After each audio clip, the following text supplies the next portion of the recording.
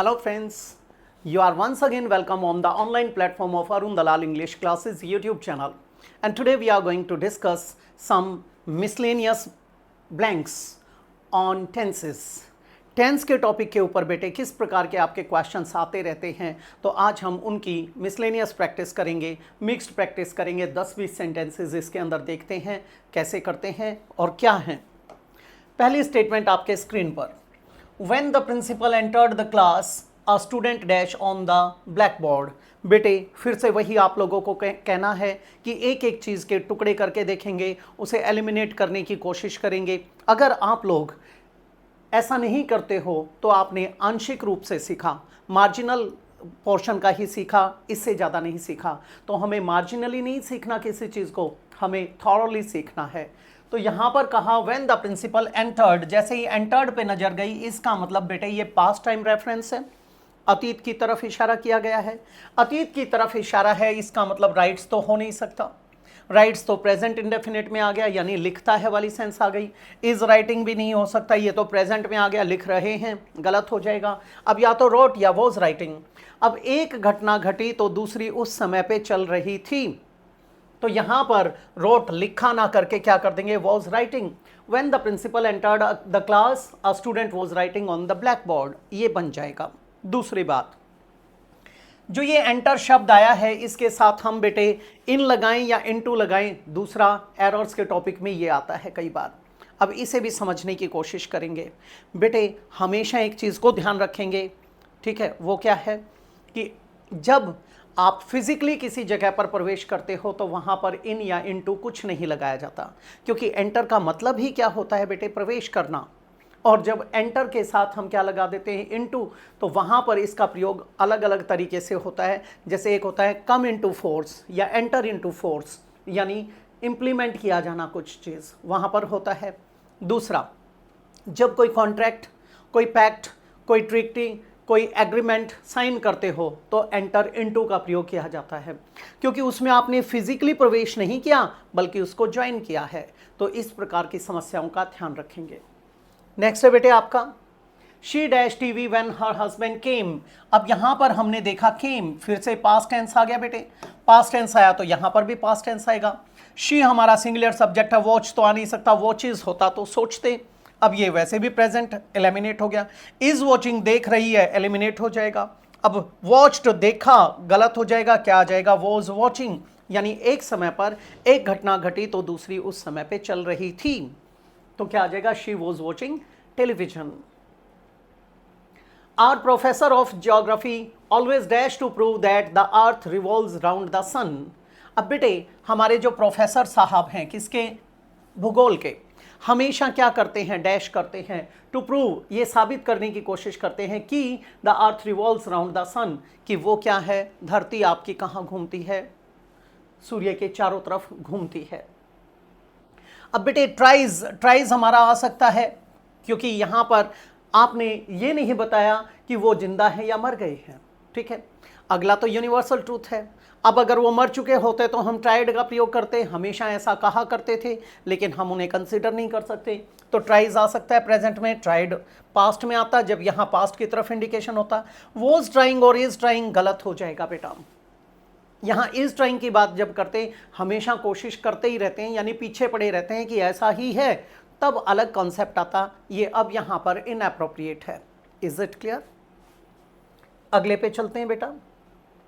Raj saw Rita with her parents by chance and immediately dash the car.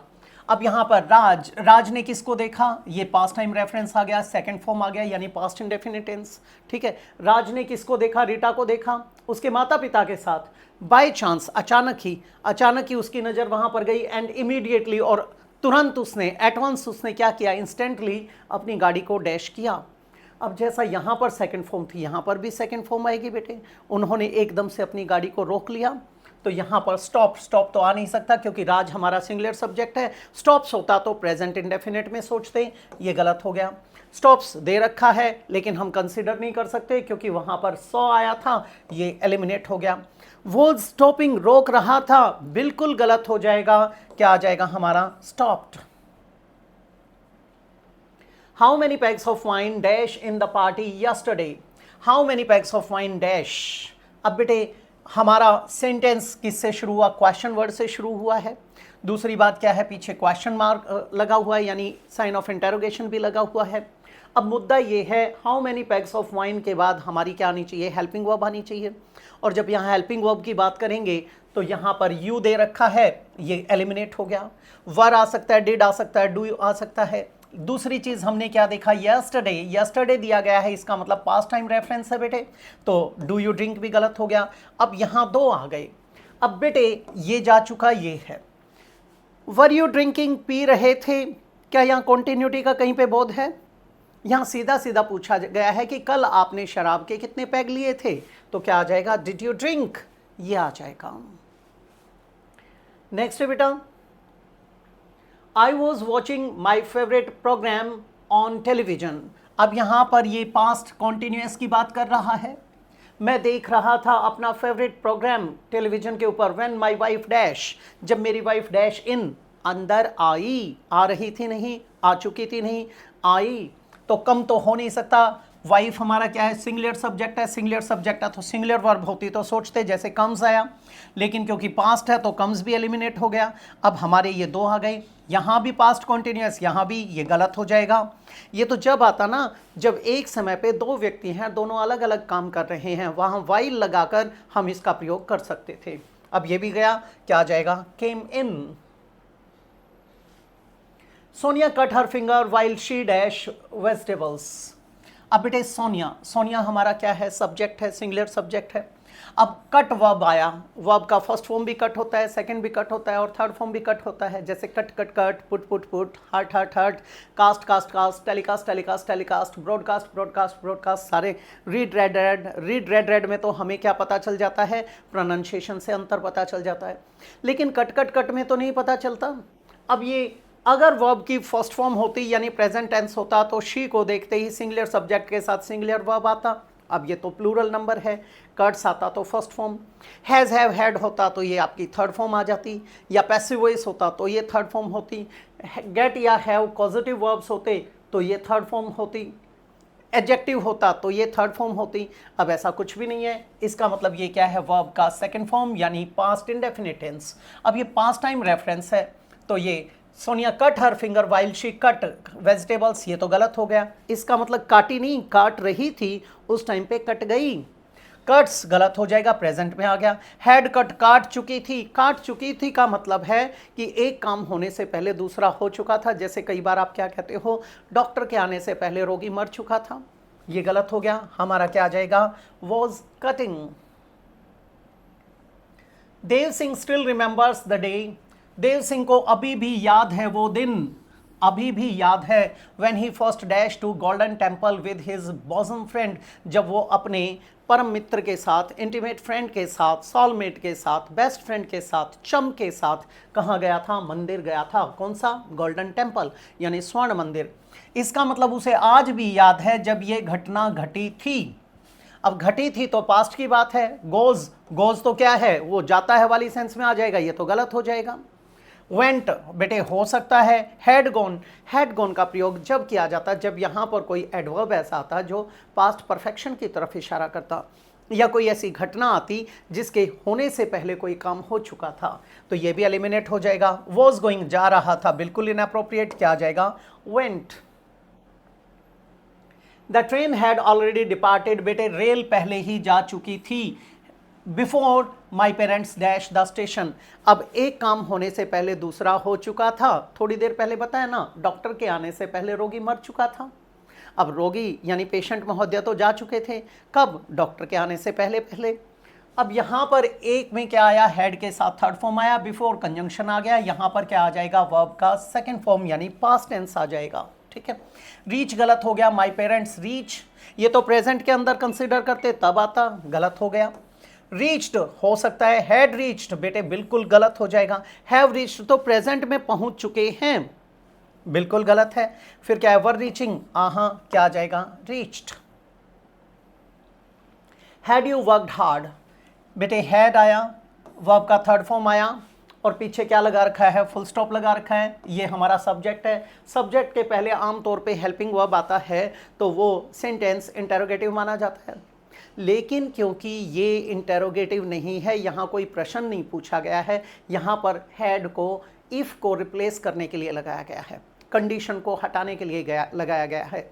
और यहाँ पर conditional clause कौन सा है? रूल नंबर 3, अब पछताए होत क्या जब चिड़िया चुग गई खेत, उस अर्थ में इसका प्रयोग किया गया है। अब यहाँ जब हैड के साथ वर्ब का थर्ड फॉर्म आया है तो आगे भी would have, should have, could have, might have sense के अनुसार, और सबसे ज़्यादा क्या लगता है? वुड हैव, और साथ में पास्ट पार्टिसिपल यानी वर्ब की थर्ड फॉर्म लगाई जाती है। विल गलत हो जाएगा क्योंकि यहाँ पास्ट की बात थी बेटे, पास्ट परफेक्ट। वुड अकेला, वुड के साथ पास्ट आ नहीं सकता क्योंकि ये वर्ब फर्स्ट फॉर्म आनी चाहिए थी इसके साथ, तो ये भी एलिमिनेट हो गया। फिर कहता है विल हैव तो जब आता ना बेटे, जब यहाँ प्रेजेंट वाली बात आती, ये भी एलिमिनेट हो गया। क्या आ जाएगा? Would have passed the test easily. We hope that papa dash soon, we hope verb की फर्स्ट फॉर्म आई यानी प्रेजेंट टेंस है, टाइम लाइन के ऊपर ये अभी एग्जिस्ट कर रहा है, हमें उम्मीद है पापा जल्दी आ जाएंगे। वेल कम तो हो नहीं सकता, पापा हमारा सिंगुलर सब्जेक्ट है, सिंगुलर सब्जेक्ट है तो सिंगुलर वर्ब होना चाहिए था, कम्स होता तो सोचते, अब ये एलिमिनेट हो गया। इज कमिंग आ रहे हैं बेटे, सेंस नहीं बनाता। विल कम हो सकता है, शैल कम हो सकता है। अब बेटा मुद्दा क्या बनता है? जब कभी भी आपका फर्स्ट पर्सन आता है यानी आई और वी लगाते हो तो सिंपल फ्यूचर के अंदर क्या लगाया जाता है बेटे? शैल लगाया जाता है। और बेटा सेकंड और थर्ड पर्सन आता है तो उसमें आप किसका प्रयोग करते हो? उसमें आप विल लगाते हो। अब पापा थर्ड पर्सन है तो नंबर 1 पर क्या आएगा? Welcome. Nancy is learning how dash. जब कभी भी इस प्रकार की बात आती है, किसी काम को करने के बारे में जानने की यानी सीखने की, सिखाने की या जानने की, सीखना, सिखाना या जानना, लर्न, टू नो, ठीक है, या टू डू, और उसके मेथड को बताया जाता है, मैनर को बताया जाता है, तो कभी भी आईएनजी ना लगाओ आप। जैसे आई एम लर्निंग कुकिंग, गलत हो गया। I am learning how to cook food. He is teaching his son how to ride a horse, ना कि राइडिंग, ये गलत माना जाता है। वो कॉलिकल यूसेज का पार्ट होता है, और जो हाउ टू है ये आपके ग्रामर को फॉलो करता है क्योंकि वो तरीका सिखाया जा रहा है। तो यहाँ पर हाउ टू टाइप बेटे पहला हो सकता है, टू टाइपिंग एलिमिनेट हो गया, टाइपिंग गलत हो जाएगा। ये ना होता तो हमें काम चलाने के लिए टाइपिंग लिखना पड़ता, otherwise it is not appropriate here. Type गलत हो जाएगा, क्या आ जाएगा? How to type. Someone dash away my bike within an hour. अरे यार 1 घंटे के भीतर अभी कोई घटना घटी है, यानी उसका प्रभाव अभी भी है, ताजी है वो, तो बेटे वो प्रेजेंट में परफेक्ट हुआ है।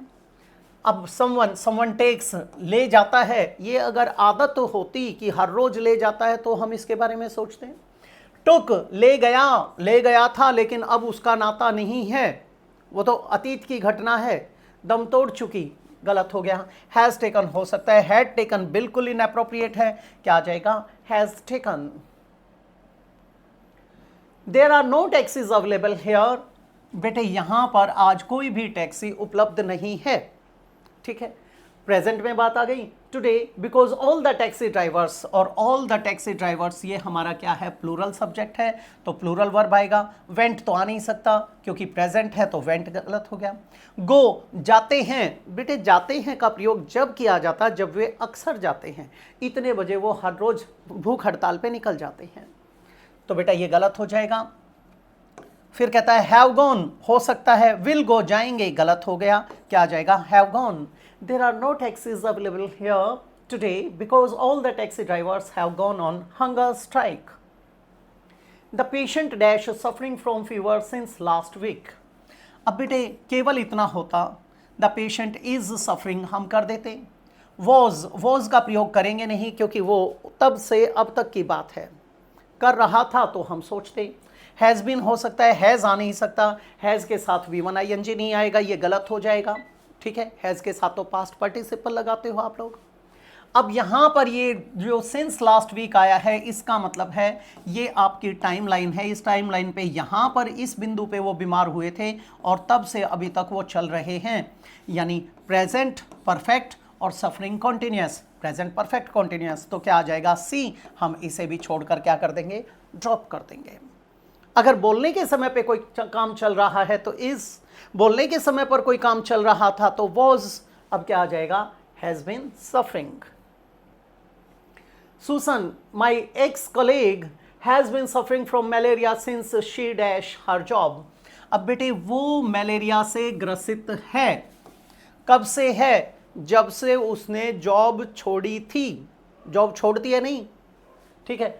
अब शी हमारा सिंगुलर सब्जेक्ट है, लीव्स तो आ नहीं सकता कि छोड़ती है। हैड लेफ्ट आ नहीं सकता क्योंकि वहां तो प्रेजेंट दे रखा है, प्रेजेंट परफेक्ट, ये एलिमिनेट हो गया। लेफ्ट हर जॉब हो सकता है, हैज बीन लिविंग बिल्कुल गलत हो जाएगा, क्या आ जाएगा, लेफ्ट हर जॉब। जब से उसने जॉब छोड़ी थी तब से वो मलेरिया से ग्रसित है। They dash the students on educational tour on next Monday. अब यहां पर बात किसकी आई है बेटे, फ्यूचर की, नेक्स्ट मंडे। इसका मतलब ले जाएंगे, वर तो आ नहीं सकता, ये तो पास्ट की तरफ इशारा कर रहा है। हैव टेकन बेटे ले जा चुके हैं, गलत हो गया। आर टेकिंग ले जाएंगे हो सकता है। विल टेक हो सकता था, वो दे नहीं रखा। विल हैव बीन टेकिंग बिल्कुल गलत, क्या आ जाएगा, they are taking the students, यानी they will take the students. ये शेड्यूल्ड है, और जहाँ इस प्रकार के शेड्यूल की बात आती है, जब आप पूरी तरह से ऑर्गेनाइज्ड वे में काम कर रहे हो तो वहाँ पर प्रेजेंट कॉन्टिन्यूअस से और प्रेजेंट इंडेफिनेट से हम फ्यूचर को डिस्क्राइब कर देते हैं।